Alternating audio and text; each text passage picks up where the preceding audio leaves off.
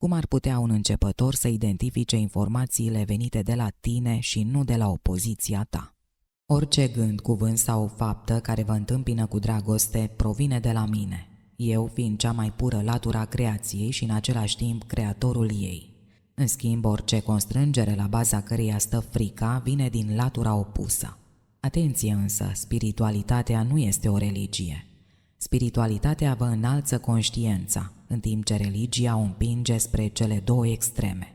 Totuși, religia nu este o cale de mântuire, pentru că nu recunoaște divinitatea din om, ci dimpotrivă se opune acesteia. Religia limitează accesul la cunoaștere, punând preoții să bolborosească cuvinte goale, împiedicând trezirea prin orice mijloace. Spiritualitatea hrănește curiozitatea, curiozitatea îmbogățește cunoașterea, cunoașterea atrage înțelepciunea, iar înțelepciunea identifică mișelia. Adevărul vă face liberi și independenți. Tinerii care se adună în numele meu trebuie să știe că robia nu are de-a face cu mine, că obsesia nu este iubire, memorarea nu este înțelepciune, inteligența nu este iluminare, plăcerea nu este fericire, iar mândria nu este demnitate, ci opusul ei. Orgoliul nu vă înalță, lăcomia nu vă satură, iar abstinența nu vă mântuiește. Voi nu sunteți trupul care vi s-a dat. Slăbiciunile acestuia nu vă definesc. Dumnezeu nu este un idol, idolatria nu este iubire, irosirea vieții nu este un sacrificiu.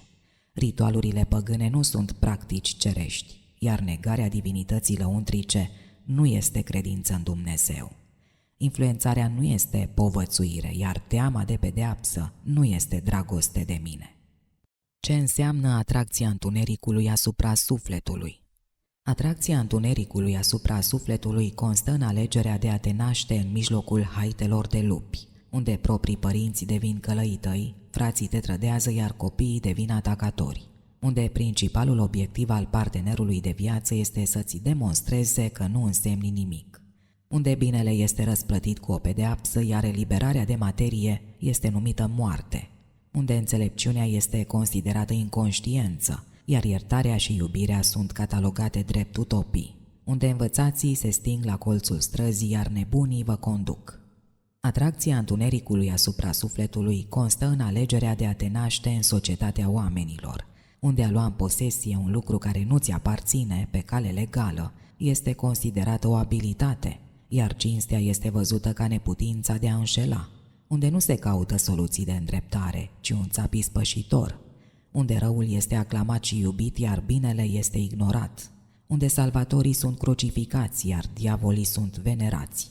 Acolo chiar educația împiedică identificarea valorilor. Voi vă obligați copiii să memoreze fapte mărețe, în loc să îndrumați să săvârșească propriile fapte la vremea lor. Cultura voastră promovează umorul stupid, piesele de teatru lipsite de autenticitate și tâlc, muzica senzuală, mândria, egoismul, consumerismul și, nu în ultimul rând, banul.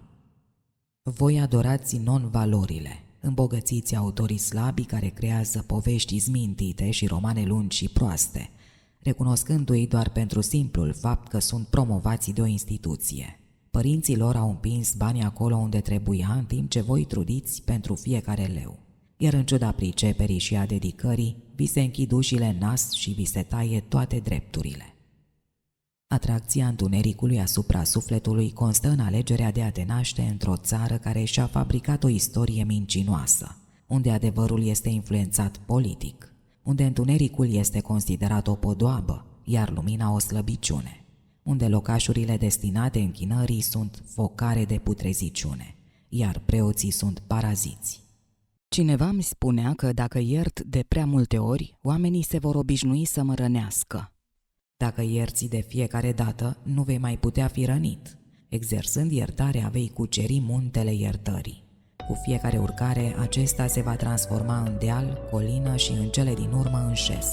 Atunci nu vei mai fi nevoit să depui eforturi uriașe pentru a depăși blocajul emoțional care în trecut te-a doborât și nu te va mai putea răni nimeni. Eu permit oamenilor să te rănească pentru a te face mai puternic, nu pentru a te distruge.